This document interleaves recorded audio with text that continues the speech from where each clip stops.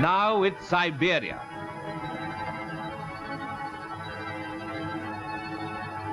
Worse for 82 years, more to come.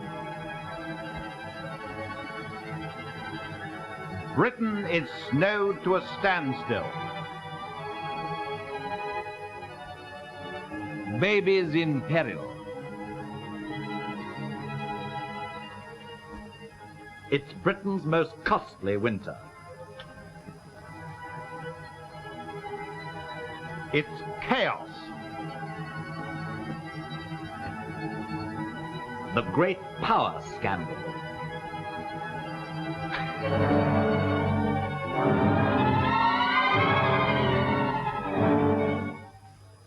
For London, it was the coldest January since records were first kept in 1841. For Manchester, it was the coldest since records were first kept in 1888. For Aberdeen, it was the coldest since at least 1895. For Southampton, Bognor Regis and Worthing, it was the coldest since their records were started in 1900. When you've been through the sort of weather we've all endured these last 7 weeks, there's some gratification in knowing that it's been more than just bad weather. This one has already earned its place among the 5 most spectacularly bad winters of the last 100 years. It will go down in history and folk memory as that terrible winter of 1963. The events of it have hit us in a series of nasty, cold, isolated chunks. But if you put them all together, they form a continuous and developing story. It is this story we're now going to tell. By the way, when we talk of temperatures, we'll be using the old Fahrenheit scale. The big freeze began on December the 22nd. On December the 24th, Christmas Eve, the BBC's 1 o'clock news bulletin said this: "It is snowing heavily in parts of Scotland, and Glasgow will be having its first white Christmas since before the war. In southern England, there is a chance of snow, but it won't be coming before Boxing Day." The forecast was right, and for most of Britain, the 26th of December turned out to be everything a Boxing Day should be. The snow came down and lay where it fell, and the holiday was somehow complete. The new white world created in the night was something to be enjoyed for the sake of Christmas. Snow-covered buses still ran, and there was no reason to think that this was anything more than just another cold snap, like last year or the year before. If from our fire course the whole thing was just perfect, the more the better. Now this was beginning to look something like a winter.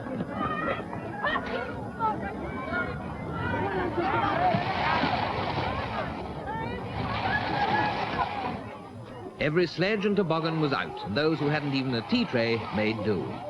This was a holiday, and although it may seem fantastic now, far from spoiling the fun, for most people the snow just completed it.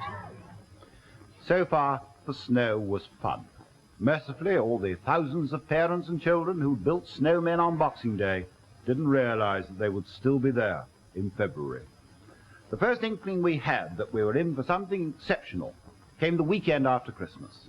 Before the first snow had even looked like melting, in fact, while most of it was still lying where it had fallen, there came another and even greater blizzard. It was the worst blizzard for 15 years, and in southern England, the worst avalanche of snow in living memory.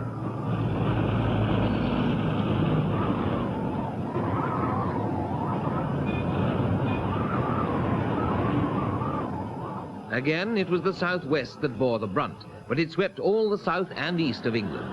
There were gusts of nearly 90 miles an hour, and it was bitterly cold.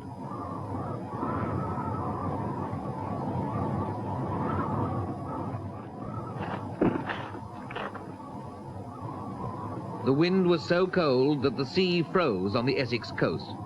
In places, temperatures went down to 19 degrees. It was in this blizzard that 3 people died battling against the snow, and 2 more were suffocated in a snowbound car.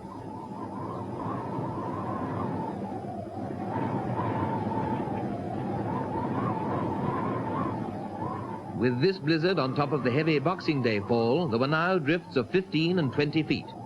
Motorists were advised to take no journeys whatsoever, not even essential ones. Hundreds of villages were isolated, and so were towns like Weymouth, Oakhampton, Tavistock, Bridport and Blandford. Dartmoor was like Siberia, and the prison and Princetown were cut off for days. By the time this blizzard had finally blown itself out, 200 main roads were impassable and 95,000 miles of road were snowbound. The dislocation of Boxing Day had become the chaos of New Year's Eve.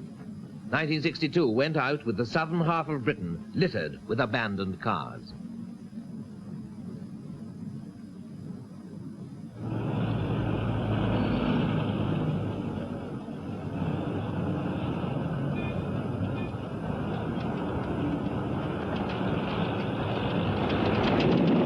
In the last few weeks, most of Britain's motorists have gained a lifetime of experience of driving in snow. The Boxing Day snow had caused bad enough blockages, but that had been at holiday time. Now we were shivering to work again, and a way had to be cleared for essential supplies, lorries to docks and factories and shops, routes for buses and coaches, and so on. But the residential roads, the roads where most of us live, they didn't have that sort of priority. By now, the pedestrian, like the motorist, has had plenty of experience in coping with snow and ice. We've learnt the hard way. To add insult to injury, many dustbins weren't emptied for 3 weeks. We discovered that our dustmen were also the road-clearing party. This was the result. We were even accused of causing a milk bottle crisis by hiding our milk bottles in the snow. Finally, after 5 days battling, milk roundsmen had to take the day off from exhaustion, and 15,000 London housewives went without milk. As we said, the worst area hit by the blizzard was the southwest, where almost all the roads were blocked. In fact, the A39 from Linton to Porlock here was blocked on December the 30th and is still blocked to this day. It was a similar story of abandoned vehicles and snowbound roads in Wales and the Midlands. And of course, the M1 did keep open throughout the road from London up to Birmingham and Coventry and the Midlands, although it was reduced to single-lane traffic on occasions. Now, except for the A681 up here, the Todmorden to Bacup Road, all roads crossing the Pennines closed at some time or another. The Snake Pass, the A57, which goes from Sheffield to Glossop, was blocked then and is still blocked now, and it will be 2 weeks before they make any attempt to clear it because of the great walls of snow. Scotland, of course, was badly hit up here. The A939, for example, which goes from Cockbridge to Timontoul, and the A941 from Dufton to Rhynie, the roads there are blocked and have been blocked for some 50 days so far this winter. And if, like me, you've been motoring down in the southeast of England, it's been almost as bad. During the days of the big blizzard, so few cars reached London from the outlying areas that the parking meters, usually crowded in central London, went begging. It was estimated that only 1 in 10 were in regular use. Road clearing throughout Britain was held up by a shortage of rock salt, or rather by snow hindering the deliveries of rock salt. The first snowfalls quickly used up stocks in the cities and towns. Some 1,100 tons went in Westminster alone in the first few days, and the lorries couldn't get through to replenish them. But it wasn't just our road system that was chaotic. There was serious dislocation on the railways too, as any of you who had to travel by rail that first weekend of the blizzard don't have to be reminded. The 11:20 a.m. newspaper train from Manchester down to Brighton was snowed up for 2 days. Now perhaps you grumbled, like the rest of us in London, at the tubes running up to 50 minutes late because of snow on the exposed part of the line. Or there were again perhaps some of you who are some of the hundreds, if not thousands of passengers who spent the chilling hours stuck or snowed down in the snows here on Dartmoor, or else between Edinburgh and Carlisle, or perhaps between London and Birmingham here. The tracks disappeared under drifts of snow, but the trains miraculously kept moving, or at least most of them did. But points froze everywhere, and in many places rolling stock froze solid and refused to move. There were casualties. In Lancashire, a signalman collapsed and died in the cold on his way to work. On Boxing Day, 18 people were killed and 30 injured when the Scottish Express in a snowstorm ran into the back of a slow train at Crewe. On all regions, trains were cancelled or delayed. In many cases, it was a matter of waiting for the ploughs to get through.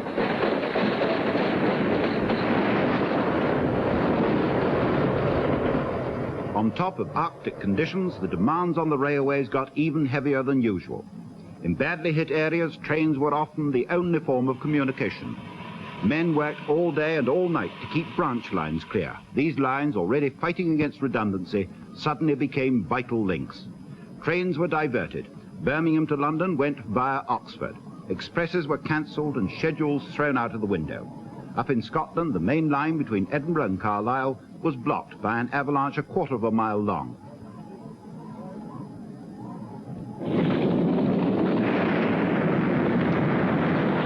Not until hundreds of tons of snow and rock had been blown onto the line was it considered safe to start shoveling. And then it took 24 hours to get through. One goods train on Dartmoor got completely buried. 2 other engines went out to its rescue with snowplows, but a blizzard was blowing. The drifts were 20 foot high, and they got buried too. After which, the whole lot froze solid, and it took 80 men over a week to dig them out and get them running again.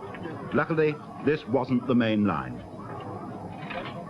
If things were bad on the railway, they were equally chaotic at airports. Planes were frozen in.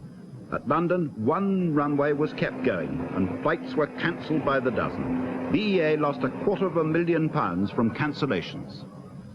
The paralysis of our roads, railways and airports was sudden and dramatic, and the nation's resources of snowplows, shovels, rock salt, dynamite and muscle were quickly turned to getting the long-distance lorries and the mainline trains moving again. But that was cold comfort if you happened to live away from one of the Ministry of Transport's trunk roads, or else at the end of a British Railways branch line.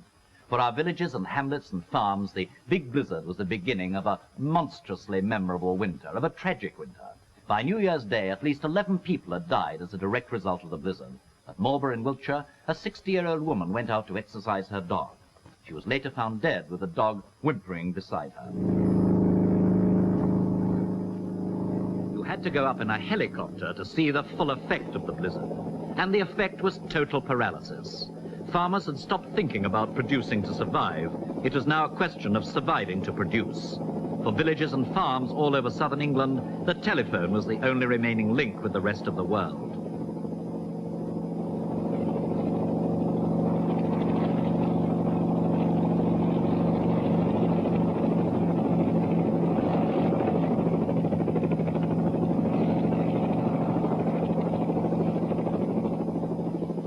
Britain was no longer one island surrounded by water.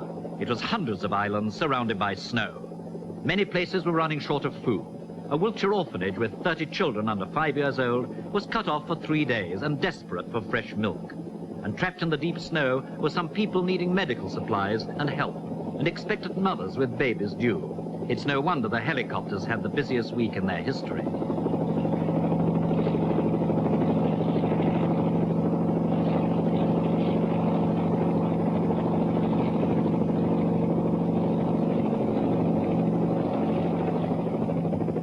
Devon and Cornwall were worst hit, but people were marooned all over the country.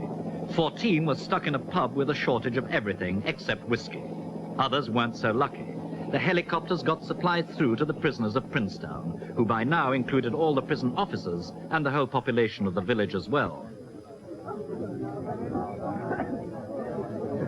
As blizzard followed blizzard, more and more farms needed supplies from helicopters. Medical supplies, fresh vegetables, baby foods, even a load of coal on one occasion. If you were snowed up in the countryside, you really were snowed up, sometimes to the eaves. People in towns who complained about clearing the front path never had to undertake an engineering project on this scale. But farms have to get food out as well as in. Many couldn't even get it out of the ground, and when they did, they couldn't get it away. That was when we had the vegetable shortage. Prices of cabbages and carrots and potatoes shot up. Over half the nation's broccoli crop was destroyed. Sugar beet factories closed for lack of supplies. The milk situation was nearly desperate. Dorset farmers threw away 250,000 gallons in 3 days because milk lorries couldn't reach collecting points. And of course, there were the animals. 6,000 of them on Dartmoor went without any food for 4 days. Again, only helicopters could help.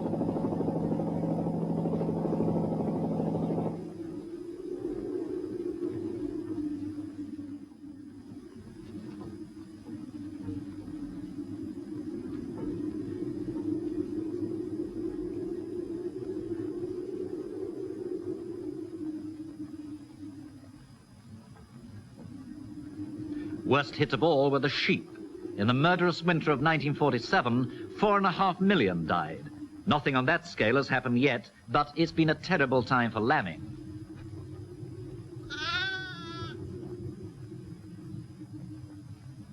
The full effects of the weather on sheep can't be measured yet because many ewes who haven't yet lambed may have been critically weakened.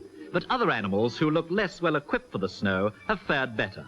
All the deer in Richmond Park have come through, but they've had to have 3 times the normal amount of supplementary feed, and still they're getting thinner. All the same, the picture isn't one of universal dumb misery. These 3 stallions in Norfolk, for instance, had a high old time in the snow.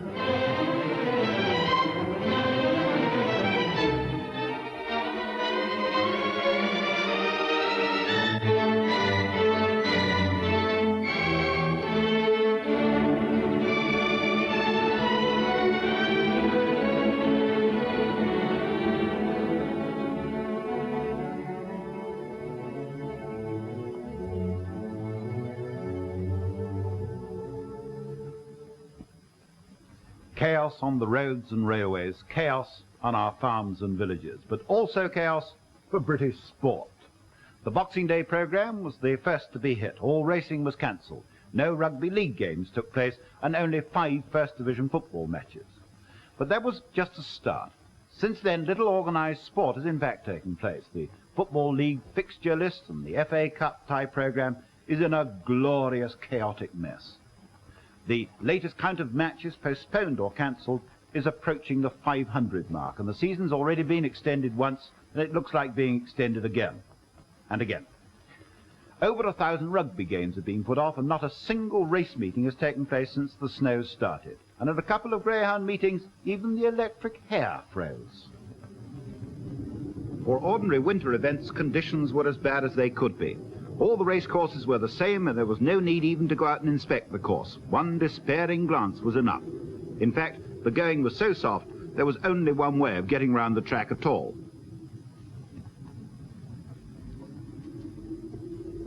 A few horses did manage to get some exercise, but the majority were snowed up in their stables. The big joke was football. At least it was a joke for some people. If you were a manager, a player, or a pools promoter, the laugh became increasingly more expensive as the fixtures came and went unplayed. When it came to making the draw for the cup, the proceedings had a distinct air of farce. It became a case of the winners of the match between A or B will play at home against either C or possibly D if it thaws, and it didn't. Shovelling continued more as a gesture than anything else. One rugby league ground was cleared by using £500 worth of chemicals, but for most it was useless even to try. At Murrayfield, Scotland managed to play by using their new electric heating system, and the boys of Chelsea soccer team finally got themselves a game by fixing up an away match with a team in Malta. Others had to content themselves with decisions from a panel of experts under Lord Brabazon, which decided who would have won the matches if they'd been played. But for most of us, Saturday afternoons were the time for the big dig-out, the business of finding your own car, thawing it out, and finally persuading it to move. With no sport to distract father, it was a case of find the shovel and get clearing.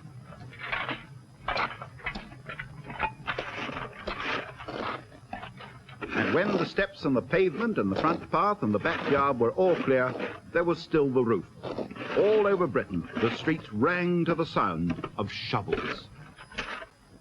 And inevitably, the big snows of 1963 were compared with the big snows of 1947. But now, people were making comparisons of a different kind, comparisons of adversity, comparisons with the Blitz. Mr. John Pedder, the postmaster at snowbound Lynmouth in Devon, said this: "There's a real touch of wartime spirit, a tremendous community feeling. People who've been enemies for years are chatting with each other again." A single week was bringing more stories of grim endurance and courageous rescue than ordinarily in a whole year. On Dartmoor, a party of soldiers had a very narrow escape from freezing to death. 6 young recruits with only 3 months' army experience had been sent out on a map-reading exercise. It very soon turned into a survival test.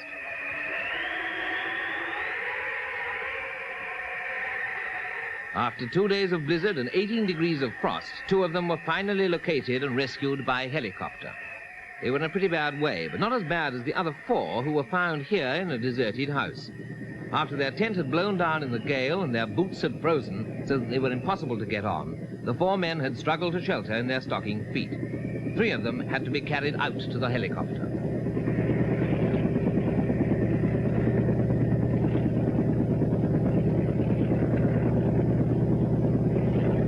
All of them were frozen stiff and had severe frostbite. It had been quite a lesson, but not in map reading. Helicopters were also used to rescue 2 old ladies on Exmoor. Both of them were over 75, and for a long time they refused to go.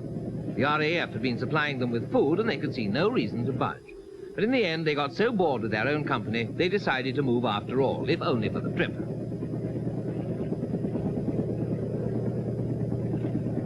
In Monmouthshire, there was another urgent job for helicopters. Here, it was to pick up electricians and carry them and all their gear out to one of the most desolate spots in the country.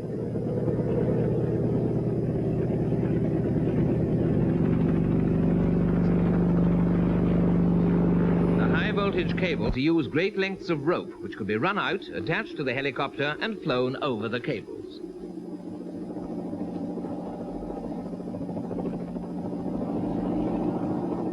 With the rope looped over to the cables, the men set out to walk, pulling the loop and knocking the ice off as they went. It was a long and bitterly cold operation, but it cleared the wire and kept the steelworks going.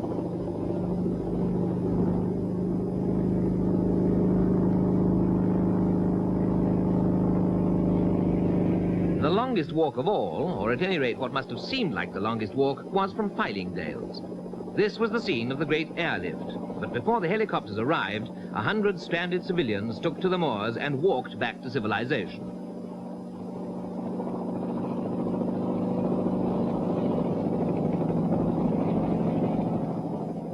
It was only 4 miles, but the drifts were 14 feet deep and the snow was very soft. By the time they reached the railway, most of them were done in.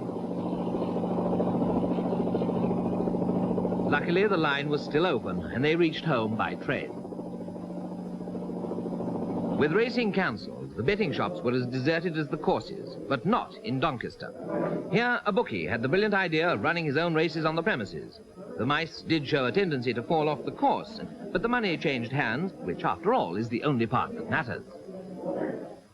By about the end of the first week in January, the story began to change. Up till then, it had been the story of snow. Now it turned into the story of ice. We'd already had blizzards on an almost unheard of scale. Now the unrelenting frost. Nothing thawed, nothing melted, and the frost went deeper and deeper into the earth.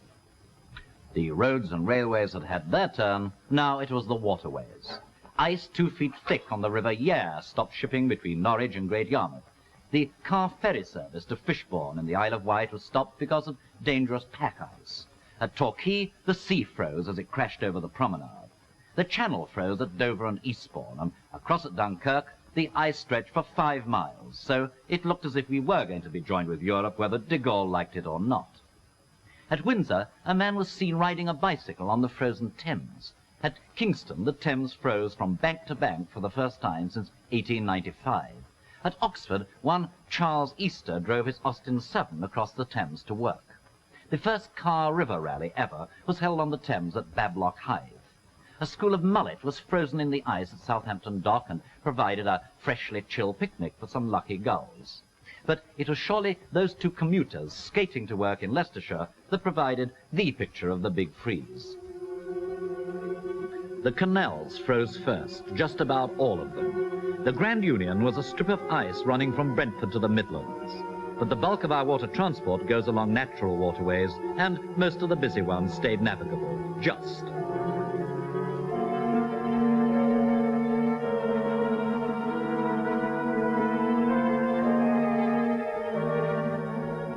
But many rivers froze up along the edges of the navigable channel. On some, the ice was 2 feet thick, and an iceberg 10 feet high was sighted at Greenwich. It grew so cold that diesel oil froze solid and beer and lemonade bottles burst.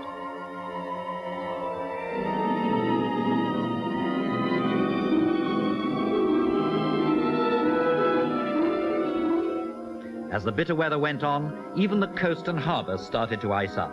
At several places, the sea froze, sometimes for 100 feet out from the shore. There was pack ice in most ports. On the Humber, it forced a lightship adrift, and there were sheets of ice in the docks at Chatham, Liverpool, Bristol, and Southampton. It was like a polar landscape.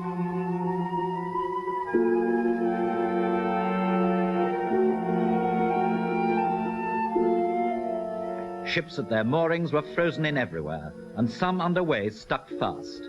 At Walton, lifeboatmen couldn't get to their boat for the first time in 40 years.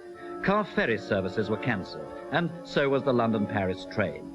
The coastline of Britain was like an enormous deep freeze.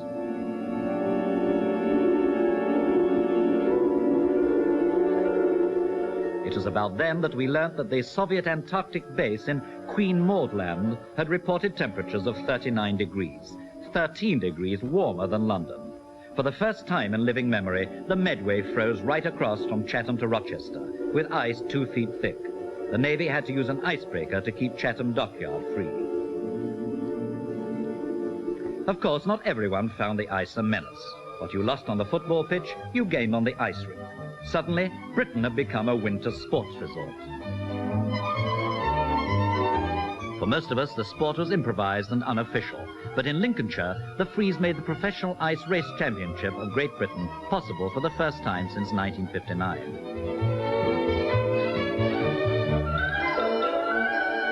At Ruislip, the water skiers managed to adapt themselves to the new conditions. With a car instead of a motorboat to do the towing, a new sport was born. A pointless one, but new.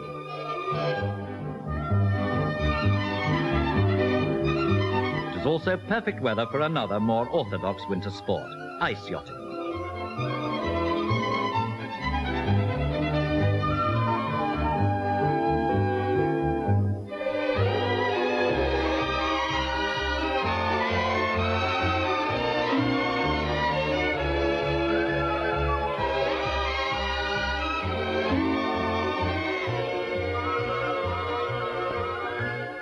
If you hadn't got an ice yacht of your own, you could always adapt a sailing dinghy.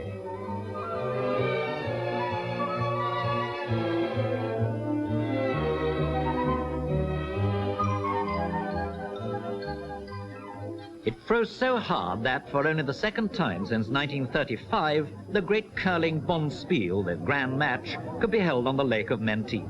There were nearly 2,000 competitors. Motorcycle scrambling was one of the few outdoor sports that could carry on uninterrupted by the weather.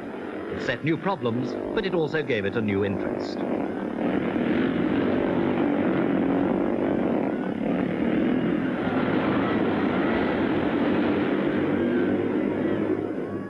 As the cold got deeper still, the landscape of Britain took on a totally new appearance. One result of the deep and enduring frost was to produce Fairyland sights no one had ever seen, and no one may ever see again. This waterfall on Exmoor hasn't looked like this in living memory.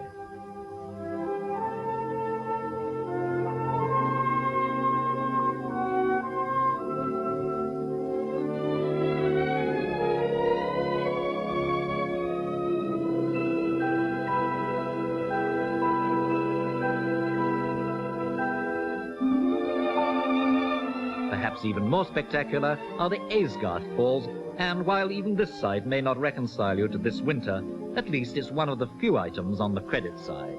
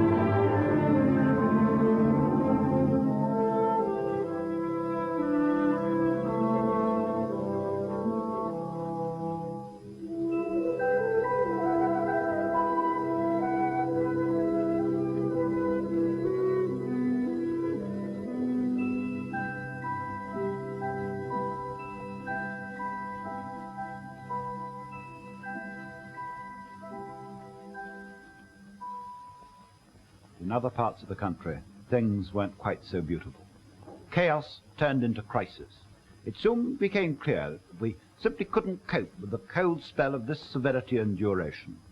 Salt, water, gas, electricity, paraffin, milk, milk bottles, vegetables, coal, candles, disposable nappies, all of these were difficult or impossible to get at some time or other. And the water crisis is by no means over yet. In London alone, the Metropolitan Water Board have had well over 3,000 burst mains reported since the cold weather started. In Birmingham, hundreds of underground service pipes froze solid, and in the Manchester area, the number of bursts of all kinds approached the 200,000 mark. In many parts of the country, water rationing was the order of the day, and the emergency water tanker became a familiar sight.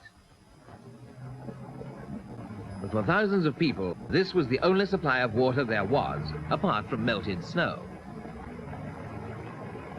In other places, tanks were set up in the street. But even they froze up, and you needed hot water to thaw out the tap before you could get cold water to make hot water with.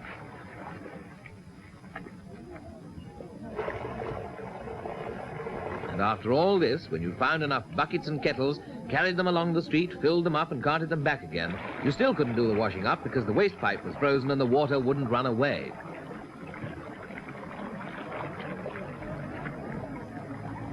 And the only ones who didn't mind were the children.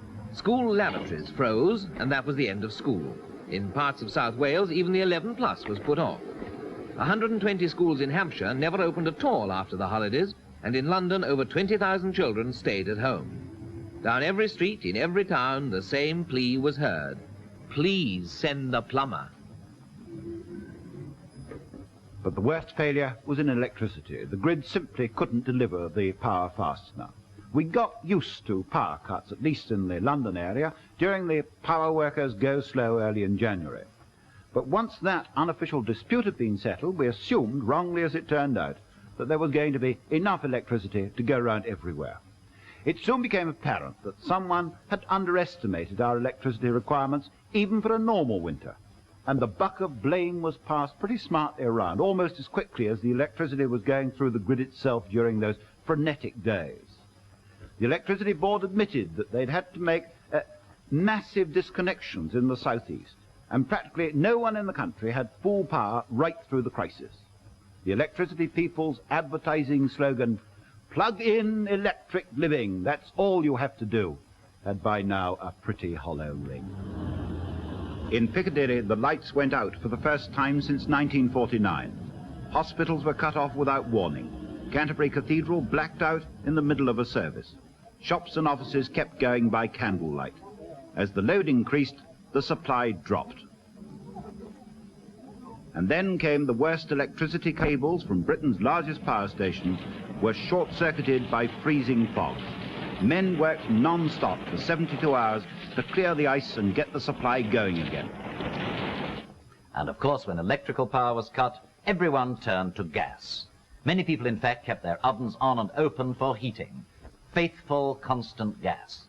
You can rely on gas, the ad said. But alas, we couldn't rely on gas. Gas couldn't cope either. The demand for gas rose everywhere. And where they could deliver, they couldn't keep up with the demand. If you wanted coal for the fire, you had to go and fetch it for yourself.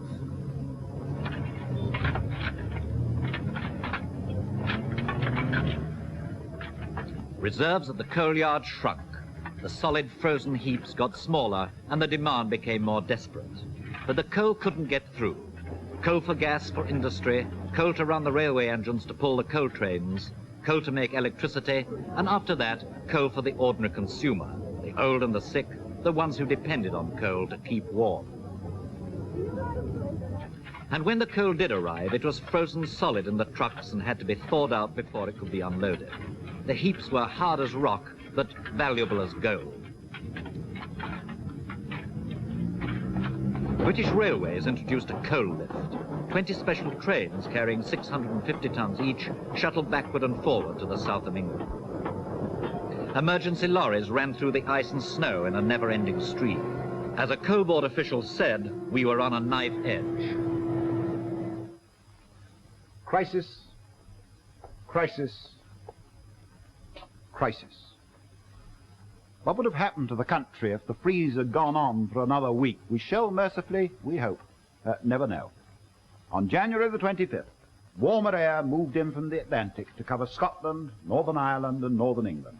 And by the morning of the 26th, covered the whole of Britain. And that was the thaw.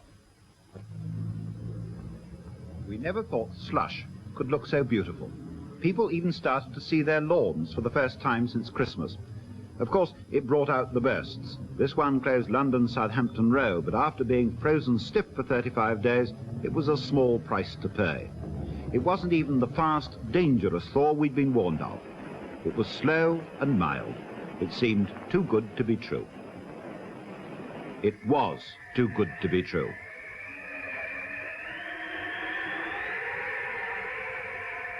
Three days after the thaw, the freeze was back with a vengeance. The blizzards followed. Again, the West Country took the first onslaught, but Wales caught a packet as well.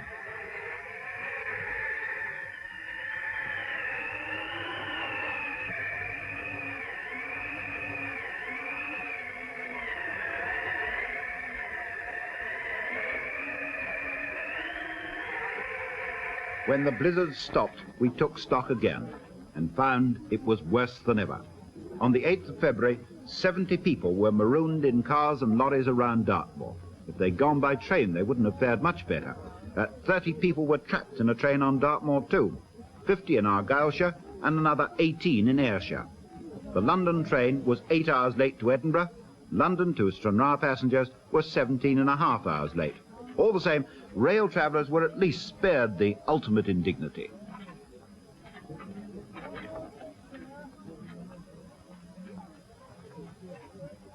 All over Britain, motorists and highway authorities started digging out yet again. This time, it was worse than ever before. Again, 200 main roads were blocked. And now, not 90,000, but 130,000 miles of highway were obstructed by snow, most of them paralysed. Scotland and Cornwall were completely cut off. Again, there were large-scale rescue operations. The chief one was the relief of Whitton Down. This party of Royal Marines from Lympstone were digging their way to the village where 100 motorists and lorry drivers who'd abandoned their vehicles had taken shelter from the blizzard. When it was over, 5 feet of snow had fallen, and it was known they were desperately short of food and blankets and that the power had failed. Whitton Down wasn't equipped to take on 100 cold and hungry visitors. The Marines couldn't get through on the first day, and nor could the snowplows. It was learnt that most of the castaways were spending the night in the village schoolroom. Next day, the snowplows were at it again. By the time the clearance squads got through, 100 drivers had had a night to remember. It was the night when the southwest broke another weather record. Snow on the ground for 45 consecutive days. But by now, the hard-hit southwesterners were being warned of another new danger, a quick thaw with high winds and floods. The floods came.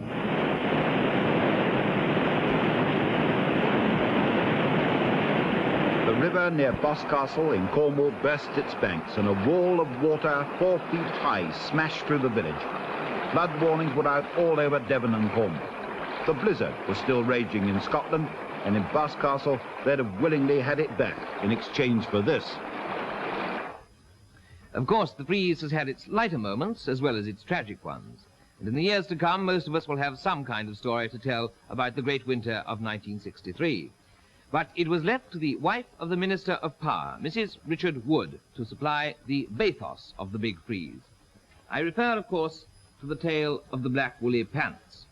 While her husband was bothering himself with power cuts, gas rationing and coal shortages, Mrs. Wood was quoted as saying that English people don't wear enough clothes, and she allowed herself to be photographed in black fishnet tights and black woolly pants with a little bit of white trimming at the knee. The big freeze has happened. It takes its place in our history, but how did it happen? What's the explanation that our weather experts offer as the cause of it all? Well, stage one. On December 21st, this Siberian anticyclone started to move in our direction. But the westerly Atlantic winds, which usually keep it at bay, suddenly weakened, and the Siberian anticyclone moved right across to us. and by December 22nd, it had hit us. It was here, and the big freeze had begun. Then stage 2, another anticyclone that usually stays in Greenland up here, came down to join the Siberian one, and this brought a lot of freezing air from the North Pole with it. That was the Boxing Day snow. Then came stage 3. The weekend after Christmas, a belt of warm air tried to get up from the south, but by now the cold front here was so dug in that it beat back the warm air. The result of this was a clash, and the blizzard which particularly struck the southwest. Then came stage 4. On January the 4th, the warm air tried once again to get up to us. It got a bit further this time, but the cold air stayed dug in, and the warm air went over the top of the cold, so that you've got this curious layer thing, and the freezing rain was the warm front raining through the cold underneath it. On January the 14th and 15th, it came stage 5. Now, the two anticyclones, the Siberian one and the one from Greenland, split and started to go back where they came from. Now, what should have happened was that it should have let in this warm air from here, and there should have been a thaw. But, oh no, because on the night of January the 15th came stage 6. The warm air changed its mind. It didn't come down to us at all. It veered right away from us and went down here towards the Bay of Biscay and the Atlantic. And the Siberian anticyclone, finding everything clear again, moved into the attack once more, and the blizzard began all over again. The air got colder and colder, and the really deep freeze was on. Anyway, that's how it happened, but why did it happen? Now, some American weathermen have come forward with a fascinating theory. If you remember, what started the whole thing off was those westerly winds. They should have kept out the Siberian anticyclone, but they didn't. Why didn't they? Well, the Americans say that the reason is to be found here, in the Pacific, of all places, near Hawaii. There's a patch of Pacific Ocean, hundreds and thousands of square miles, that suddenly last summer got unusually warm and has stayed like that during the autumn and winter. As a result, so much moisture has been sent up into the atmosphere here that it switched all the upper air currents and exaggerated their north-south swings, so that the cold air's been sent up, first up the north and then plunging down right down here to the south. In fact, the Gulf of Mexico has had an unusually bad winter, and swung up again and then down, descending on Europe. So they say we can blame the freeze-up on the Hawaiians. And what does the big freeze cost? First, in human life. The latest unofficial estimates for this country put the death toll at 120, directly attributable to the very cold spell. The severe weather filled the nation's hospitals, and in the London area, the emergency bed service's red warning was in operation. Hospitals refused routine admissions so as to cope with emergencies. Babies and old people were particularly hit by the intense cold, but on the other hand, the rest of us have evidently had fewer common colds and flu this winter. Insurance claims for snow and ice damage are expected to top £15 million. The road clearance bill is expected to come to over £20 million. It's £3 million at the most on average. And millions more will have to be spent in repairing the roads and motorways cracked by the freeze. Building and construction work has, of course, been at a standstill. In all, the interim estimate of the physical costs of the nation is said to be £150 to £200 million. And many believe this to be an underestimate. But what the big freeze has shown is that the country is simply not geared to meet an abnormally savage winter. Techniques of snow clearance don't seem to have advanced much since the Ark, let alone since 1947, the last major freeze-up. Many authorities still don't stockpile much rock salt, although a process has been developed for storing it in the open without it caking. Again, most county and borough surveyors are still saying that the expense of mechanized snow clearance isn't justified, although the cost of the most sophisticated piece of equipment is tiny compared with the millions this winter has already cost us. A big snow plough and blower, for instance, costs £7,000. And now that the power cuts are, we hope, behind us, are we going to forget about that gap in our electricity supply? When pushed to it, at the height of the power crisis, the electricity people said it would need £90 million, the price, incidentally, of 2 Polaris submarines, to close the gap and give us a small margin of safety. Spreading this capital cost over 25 years, which is the normal accountancy procedure, it shouldn't add more than 7p halfpenny in the pound on every electricity bill, just the price of 4 candles. And what good has come out of the big freeze? So far at least one piece of parliamentary legislation is in the offing, and that is a long-last compulsory freeze-free domestic water system, interior plumbing, lagging and so on. But only for new homes. It won't affect the 14 million old houses. Apart from that, we can only hope that the public and local authorities who are caught with their pants down will pull their socks up, if you see what we mean. For the rest of us, it's probably cured us of dreaming of a white Christmas for the next 10 years or so. And for the history book, there's one more spectacularly cold winter to set beside the famous ones, like AD 764, 1684, 1740, 1881, 1940, and 1947. During the day, it's been snowing in most of southern England and Wales, and we're told it's freezing too. But at least we've been through the big freeze of 1963. Part 1